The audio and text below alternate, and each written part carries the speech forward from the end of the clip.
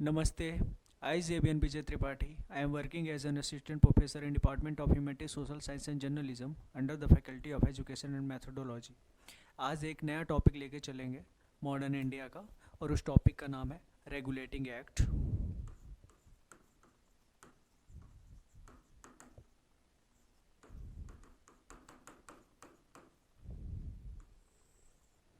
Regulating act 1773 ये भारतीय इतिहास का एक महत्वपूर्ण टॉपिक है। अब इसमें सबसे इम्पोर्टेंट बात ये है, अब यहाँ पर रेगुलेटिंग एक्ट, ये जानने वाली बात है कि ये पास कहाँ हुआ, ये एक्ट बना कहाँ। तो मैं बता दूँ कि ये पास हुआ है ब्रिटिश पार्लियामेंट में। सबसे पहले जानने वाली बात हो गई कि ये एक्ट हम भारतीय इतिहास में पढ़ क्यों रहे हैं और ये किसने पास किया। क्योंकि एक्ट बनाया, अधिनियम बनाया, तो कहीं ना कहीं तो बना ही होगा। तो ये बना है तब जब बंगाल में ईस्ट इंडिया कंपनी का कब्जा हो गया या कंट्रोल हो गया। बंगाल मुगल भारत का सबसे बड़ा और सबसे अमीर राज्यों में से एक था। Battle of Plassey and Buxar के बाद लगभग बंगाल जो था वो ईस्ट इंडिया कंपनी के कंट्रोल में चला गया। अब देखते हैं, स्टार्टिंग से इसका बैकग्राउंड समझते हैं।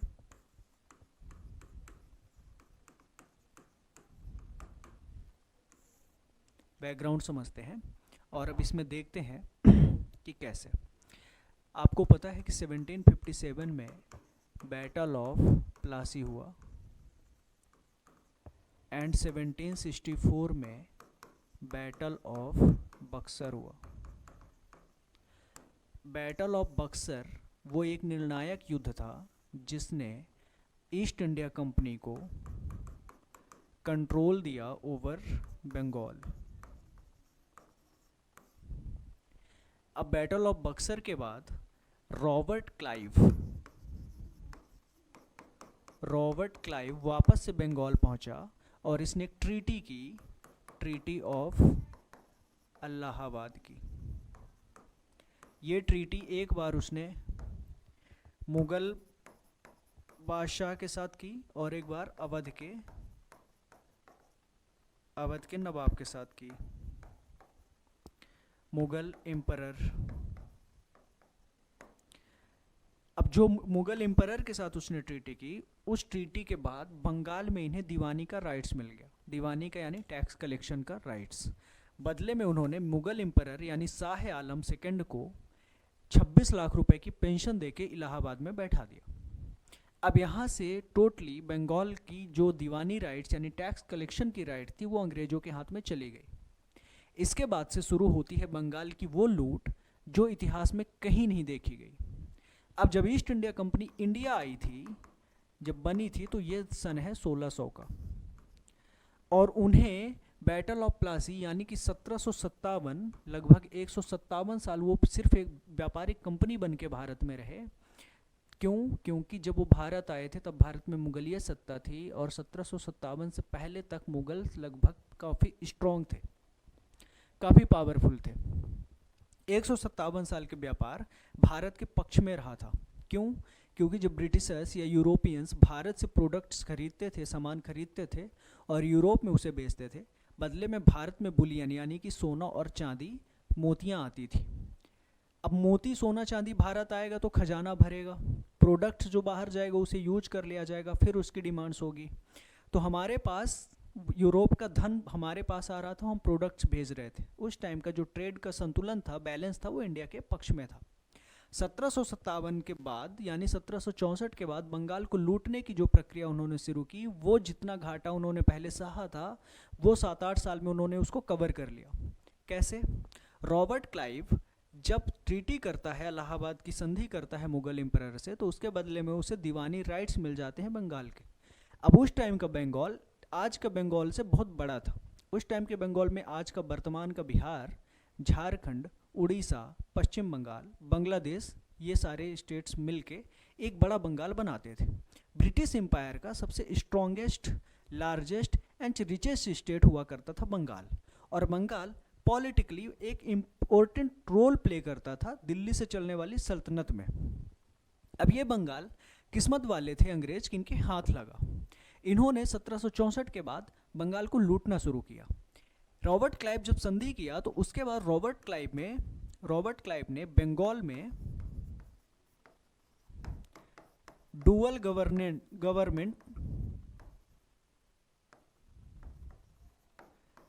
गवर्नमेंट बनाया बंगाल में। इसके तहत टैक्स कलेक्शन यानी कि दीवानी राइट कंपनी को मिला और निजामत राइट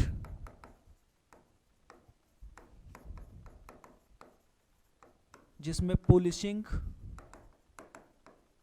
एंड जुडिशरी ये वाला काम करना होता था बंगाल के नवाब को, और जो टैक्स कलेक्शन का काम होता था वो करती थी ईस्ट इंडिया कंपनी। इसके बाद से ये जो डुअल गवर्नमेंट है ये चली थी 1765 से लेके 1772 तक, लगभग 7-8 साल तक। और इन 7-8 सालों में अंग्रेजों ने बंगाल को निचोड़ के रख दिया, बंगाल को खाली कर दिया। इन 7-8 सालों में वहाँ पे किसानों का अत्यंत शोषण हुआ और उन पे टैक्स बढ़ा दिए गए। इसी 8 साल पे जो व्यापारी थे उनका शोषण कर लिया गया, जो शिल्पकार थे उनका शोषण कर लिया गया, जो कारीगर थे उनका शोषण किया गया। उनको मजबूर किया गया कि वो ईस्ट इंडिया कंपनी के पक्ष में चीज़ों को बनाएं और उनका ज़बरदस्ती उनको लूटा गया, उनके साथ अमानवीयता की गई। बदले में इसी के साथ साथ किसानों को मजबूर किया गया कि वो खाद्य फसलों का उत्पादन ना करे बल्कि ऐसी फसलों का उत्पादन करे जिससे नकदी फसलों का उत्पादन करे जिससे तुरंत ही आमदनी हो जाए। जैसे उनको कहा गया कि आप नील बनाइए, नील की खेती करिए, गन्ने की खेती करिए, चाय की खेती करिए, कपास की खेती करिए, यानी ऐसे फसलें बोइए जिनको बेच के तुरंत व्यापारिक लाभ कमाया जा सके, ना कि खाने पीने की फसलें। इसका परिणाम ये हुआ कि बंगाल में खाने पीने की फसलों की कमी हो गई और जब 1770 का खतरनाक अकाल पड़ा तो उसमें 1 मिलियन से ज़्यादा लोग अब काल के गाल में शब आ गए। ये एक बैकग्राउंड है जो मैं आपको समझाना चाहता हूँ कि रेगुलेटिंग एक्ट से पहले ऐसी क्या परिस्थितियाँ क्रिएट हुई। अब चलते हैं कारणों में कि ऐसे क्या कारण थे कि रेगुलेटिंग एक्ट बनाना पड़ा और ब्रिटिश पार्लियामेंट को पहली बार इंटरफेयर करने का मौका मिला कंपनी के मामलों में। चलते हैं कॉजेस की तरफ। पहला, अगर हम पहले कारण के रूप में देखें तो फिनेंशियल लॉसेस, कंपनी के financial losses. Company east India company 1765 के बाद जो द्वैत शासन यानी डुअल गवर्नमेंट वहाँ पर बनाई गई, इसके बाद से बंगाल की लूट शुरू हुई, लेकिन कंपनी फिर भी घाटे में चली गई। ईस्ट इंडिया कंपनी को इसका लाभ नहीं मिला। उसके पीछे का कारण समझिए। इस टाइम तक कंपनी के जो पर्सनल्स थे यानी कंपनी में काम करने वाले कर्मचारी थे, उन्हें प्राइवेट ट्रेड करने की छूट थी। वो क्या करते थे कि कंपनी के नाम पर व्यापार अपने लिए करते थे।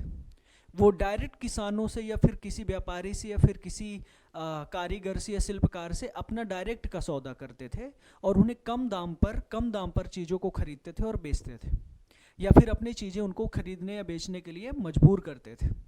इससे क्या हुआ कि वहाँ के जो कर्मचारी थे वो जब इंग्लैंड वापस जाते थे तो करोड़ों रुपए बोरे में भर के पैसे लेके जाते थे। अब कंपनी व्यापार कर रही है, कंपनी को अपने कर्मचारियों को सैलरी भी देना है, एक्सपेंडिचर भी करना है, युद्धों में भी पैसे लगाने हैं, तो धीरे धीरे कंपनी लगातार लॉसेस में जा रही थी। अब कंपनी जब लॉस में जा रही थी तो ये समझ ही नहीं आ रहा था कि बंगाल की लूट का पैसा जा कहाँ रहा है। तो पहला रीजन ये हो गया कि कंपनी लॉस में चली गई। अब दूसरा रीजन है फेमाइन।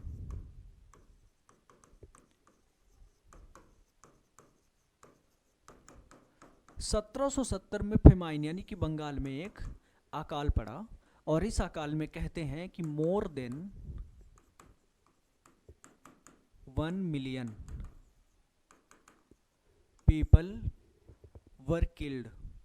इस अकाल में यानी भूख और प्यास से 10 लाख से ज़्यादा लोगों की मौत हुई। और 1770 के इस अकाल का वर्णन बंकिम चंद्र चटर्जी ने अपनी सुप्रसिद्ध पुस्तक आनंद मठ में भी किया हुआ है। इस अकाल में लाखों लोग काल के गाल में समा गए।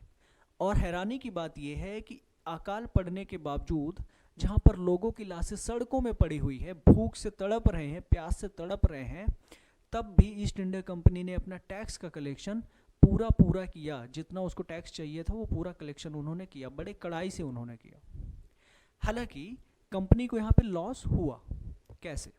अभी इसी टाइम पर कंपनी, थोड़े ही दिनों पहले कंपनी कर्नाटिक वॉर से फ्री हुई थी 1763 में। 1767 से 69 तक उन्हें हैदर अली से मैसूर की वॉर लड़नी पड़ी और आगे चल के ये अकाल भी पड़ गया। ऊपर से जो कंपनी के लोग हैं वो अपना पर्सनल ट्रेड कर रहे हैं, कंपनी लगातार घाटे में जा रही है, कंपनी को भारत के व्यापार का फ़ायदा नहीं मिल पा रहा है। ऊपर से तीसरा रीजन ये था कि जो ब्रिटिश का गवर्नमेंट थी, ब्रिटिश गवर्नमेंट थी, उसने कहा था कि 4 लाख पाउंड पर ईयर किसको देना है? ब्रिटिश गवर्नमेंट को देना है। आपकी जो लूट है बंगाल की, लूटिए, कोई दिक्कत नहीं है, बट हमें भी इस लूट में भागीदारी बनाइए। 4 लाख रुपए हमें, 4 लाख पाउंड हमें पर ईयर चाहिए और बाकी आप व्यापार करते रहिए। अगर आप हमें ये करते रहेंगे, 4 लाख रुपए देते रहेंगे, तो भविष्य में अगर आपको फ्यूचर में अगर प्रॉब्लम होगी या इकोनॉमिक लॉस हो गई या कोई किसी तरह की दिक्कत होगी तो हम आपकी मदद करेंगे। बट वो मदद के लिए आपको भरोसा जीतना पड़ेगा। भरोसा कैसे जीतेंगे? 4 लाख रुपए पाउंड प्रति वर्ष देकर। अब ये एसेट देना है कंपनी को, युद्धों में पैसे खर्च करने हैं, सैलरी देनी है, बाकी चीज़ें भी करनी है। एक्सपेंडिचर बहुत है लेकिन आमदनी नहीं है। इन सब वजहों से कंपनी चली गई घाटे में। कंपनी जब घाटे में चली गई तो कंपनी पहुंची कहाँ पर? ब्रिटेन सरकार के पास। अब कंपनी ने यहाँ पर चौथी चीज, लोन ले रखा है। लोन ले रखा है किससे?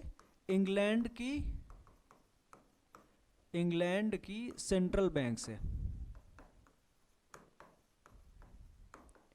प्लस ब्रिटिश गवर्नमेंट से भी लोन ले रखा है इन्होंने। लोन का ये कर्ज जो है, लोन का जो इंटरेस्ट ही चुका नहीं पा रहे, धीरे धीरे करप्ट हो जाएंगे। जब हम लोन लेते हैं बैंक से और बैंक का जब हम कर्जा चुकाने में असमर्थ हो जाते हैं तो बैंक हमें दिवालिया घोषित कर देता है और वो फिर रिकवरी करता है। अब ये रिकवरी की नौबत आने वाली थी इनकी, तो इन्होंने पहले ही घोषित कर दिया कि हम करप्ट हो चुके हैं और हमें पैसों की ज़रूरत है।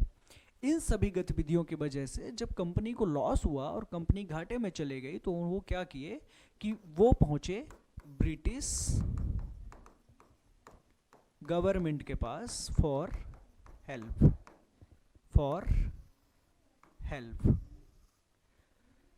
उन्होंने कहा कि हमें मदद की ज़रूरत है। सरकार ने कहा कैसी मदद की ज़रूरत है? तो उन्होंने कहा कि हमारी कंपनी लॉस में जा रही है और हमें कितने रुपए चाहिए? 10 लाख, यानी कि 10 लाख पाउंड हमें कर्ज चाहिए। लॉर्ड नॉर्थ प्राइम मिनिस्टर हुआ करते थे, वो भौचक्के के रह गए। उन्होंने कहा कि यार ये कैसी बात है, ये तो बड़ी आश्चर्य की बात है। ब्रिटेन से, इंडिया से यानी कलकत्ता से आने वाला एक भी ईस्ट इंडिया कंपनी का कर्मचारी करोड़ों रुपए बोरे में भर के लेके आ रहा है, यहाँ कंपनियों में शेयर में इन्वेस्ट कर रहा है, यहाँ कंपनियों में इन्वेस्ट कर रहा है, अपना प्राइवेट यहाँ पे बिजनेस कर रहा है। तुम कह रही हो कि तुम घाटे में चली गई, ये तो बात मेरे को हजम नहीं हुई। कंपनी ने कहा कि हाँ आप सही कह रहे हैं, ये जो प्राइवेट ट्रेडर्स हैं ये तो फ़ायदे में है, बट कंपनी घाटे में चली गई। कंपनी के पास बहुत सारी जिम्मेदारियां हैं, एसेट्स हैं, बहुत सारे काम हैं, एक्सपेंडिचर बहुत है, बट हमारी इनकम इन्हीं की वजह से डिस्टर्ब हो गई। हमें पैसों की मदद दीजिए, हमारे पास जैसे ही कंपनी हमारी फ़ायदे में जाएगी हम पैसे वापस कर देंगे विथ इंटरेस्ट। सरकार ने कहा कि हम आपको पैसे देंगे, लेकिन उसके पहले हम जांच करवाएंगे कि क्या वजहें थी कि तुम लॉस में चले गए। ब्रिटेन की गवर्नमेंट ने एक कमेटी बनाई। क्या बनाई?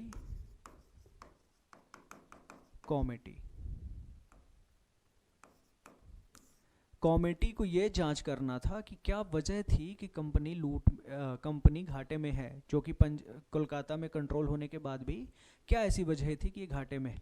कमेटी ने जांच की और उसकी रिपोर्ट दी और उन्होंने कहा कि दुनिया की ऐसी लूट हमने कहीं कभी देखी नहीं है। सबसे बड़ी वजह है इनका कि ये अननेसेसरी के कुछ युद्धों में उलझ गए जहां इनका पैसा खर्च हो गया। दूसरा रीजन है कि कंपनी के जो पर्सनल्स हैं वो ब्राइब लेते हैं यानी घूस लेते हैं और प्राइवेट ट्रेड करते हैं, जिसका फ़ायदा कंपनी को नहीं मिलता। यहाँ बंगाल की जो लूट है वो अप्रत्याशित लूट है और इसका कोई स्ट्रक्चर नहीं है या कोई प्लान नहीं है।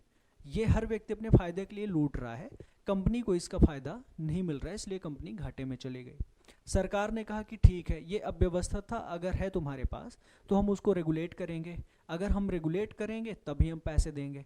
कंपनी ने हाँ बोला और उसके बाद इन्होंने क्या किया, एक एक्ट पारित किया जिसे हम रेगुलेटिंग एक्ट के नाम से जानते हैं। देखते हैं अब जो रेगुलेटिंग एक्ट है ये बनाया गया था कंपनी के एडमिनिस्ट्रेटिव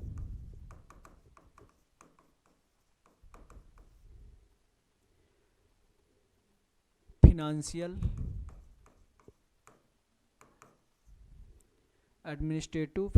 एंड इथिकल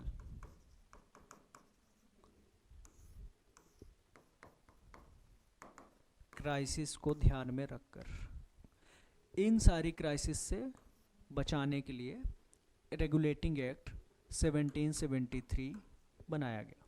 ये जो एक्ट है, ये इसकी जो सबसे खास बात है ये है कि हाँ, ये first step towards British government in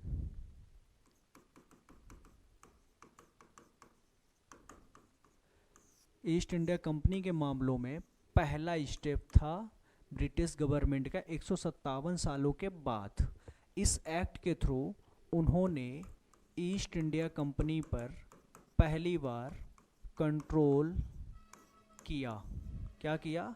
east India company को कंट्रोल किया। इसके बाद यानी कि ये कह सकते हैं कि ब्रिटिश गवर्नमेंट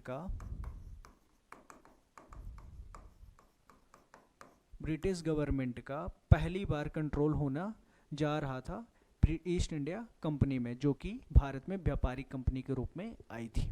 अब देखिए, उन्होंने कहा कि हम आपको 10 मिलियन देंगे, सॉरी 1 मिलियन यानी 10 लाख पाउंड हम देंगे, लेकिन उसके लिए हमारी कुछ शर्तें, चलिए हम आपको रेगुलेट करते हैं। और उस शर्तों के तहत उन्होंने कहा कि कुछ पॉइंट्स हैं जिनको आपको फॉलो करने हैं, है ना। वो पॉइंट्स मैं आपको बता दूं, 5 पॉइंट्स हैं। आज समय के अभाव के कारण एक या 2 पॉइंट ही डिस्कस करेंगे। सबसे पहले इन्होंने क्या किया कि जो गवर्नर ऑफ बंगाल था,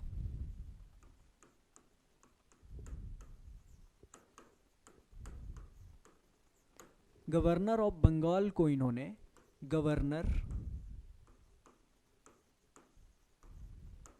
जनरल ऑफ बंगाल बनाया। और फर्स्ट कौन हुआ गवर्नर जनरल? Warren Hastings. पहला भारत का गवर्नर जनरल कौन बना? Warren Hastings. ठीक। उन्होंने कहा कि जो बंगाल का गवर्नर है वो अब गवर्नर जनरल कहलाएगा और पहला गवर्नर जनरल बनाया गया वारेन हेस्टिंग्स को। दूसरी चीज ये की गई कि जो बॉम्बे प्लस मद्रास की जो प्रेसिडेंसीज हैं,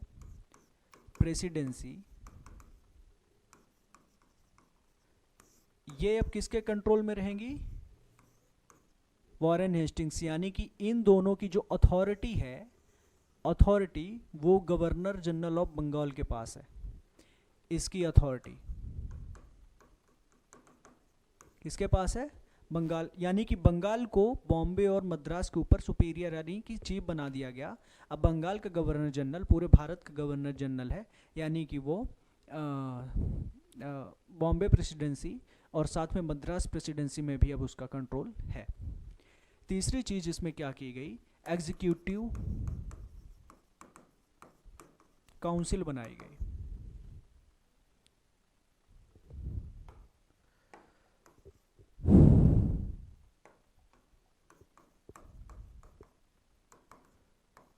काउंसिल,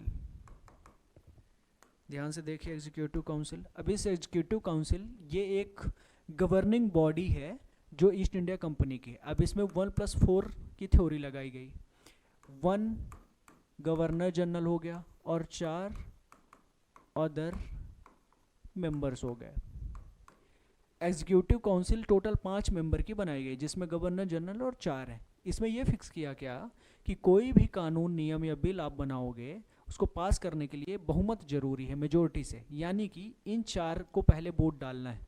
जैसे कोई बिल लाया गया काउंसिल के सामने, गवर्नर जनरल लेके आएगा, उसमें ये 4 सदस्यों को वोट डालना है। अब ये जब वोट डालेंगे तो ये स्थितियाँ हो सकती हैं, पक्ष में 2 वोट पड़ेंगे, विपक्ष में 2 वोट पड़ेंगे, या फिर पक्ष में 1 वोट पड़ेगा, विपक्ष में 3 वोट पड़ेंगे, या फिर पक्ष में 3 वोट पड़ेंगे, विपक्ष में 1 वोट पड़ेगा। ये 3 स्थितियाँ उत्पन्न हो सकती हैं। अब ध्यान दीजिए कि बराबर वाली स्थिति में अगर गवर्नर जनरल बिल लाए तो बराबर वाली स्थिति में वो पक्ष वाले में वोट कर सकता है, किसी में भी कर सकता है, पक्ष या विपक्ष में, लेकिन वही बिल लाए तो पक्ष में ही करेगा। तो उसके वोट से यहाँ 3 वोट हो जाएंगी और वो निर्णय पक्ष में आएगा।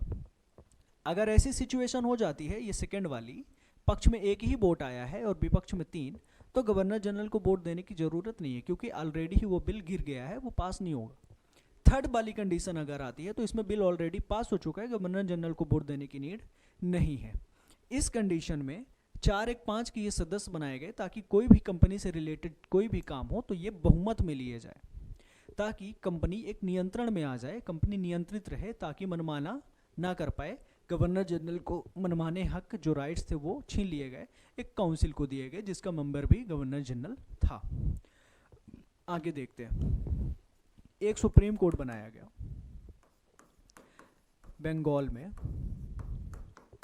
फोर्ट विलियम में। अब इसमें 1 जज और 3 अदर जज थे। एक चीफ जज हो गया जो कि सर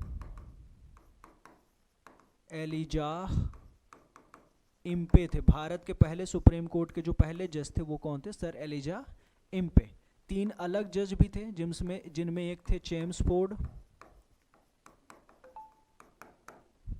लैमेस्टर,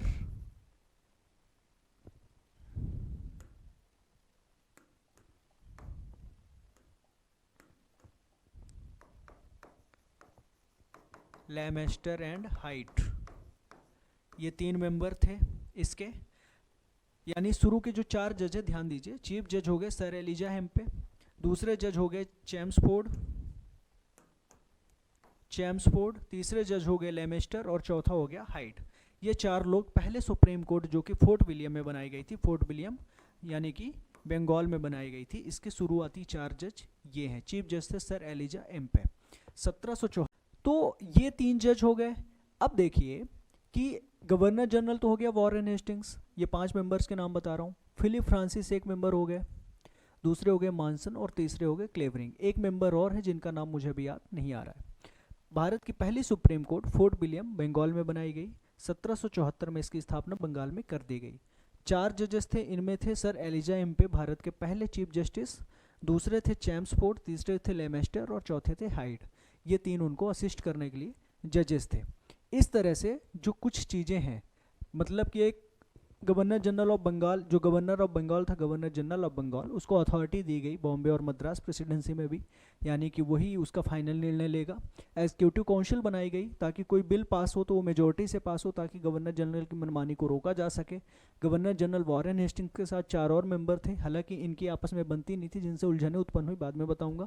एक सुप्रीम कोर्ट बनाया गया बंगाल में जिसके मेंबर 4 जजेस थे, जिनको सुप्रीम कोर्ट जो बनाया गया था, इसमें आप एक चीज़ देखिएगा कि ये सिर्फ और सिर्फ ईस्ट इंडिया कंपनी के मैटर सॉल्व करने के लिए, सिर्फ ईस्ट इंडिया कंपनी के मैटर सॉल्व करने के लिए बनाया गया था, ना कि भारत के जो नेटिव्स हैं इनका ज्यूरिसडिक्शन अभी भी मुगल पीरियड में जो सिचुएशन थी, यानी कि जैसे ज्यूरिसडिक्शन होता था वैसे ही नेटिव्स इंडियन, इनका सिस्टम अभी भी पुराने तरीके से ही चल रहा था। ईस्ट इंडिया कंपनी का जो ज्यूरिसडिक्शन था वो सिर्फ और सिर्फ सुप्रीम कोर्ट का जो न्याय क्षेत्र था, ज्यूरिसडिक्शन, वो ईस्ट इंडिया कंपनी तक ही था। तो इस तरह से कुछ बातें आज हमने जान ली। अब आगे की बातों को जानने के लिए हम अगले लेक्चर का इंतजार करेंगे। आज ये चीज़ें इतनी आपको समझ आ गई, एक बार मैं रिकॉल करके अगले लेक्चर में आपको फिर से इस ब्रीफ इंट्रोडक्शन देने के बाद फिर इसके आगे की कहानी हम अगले वीडियो लेक्चर में पढ़ेंगे।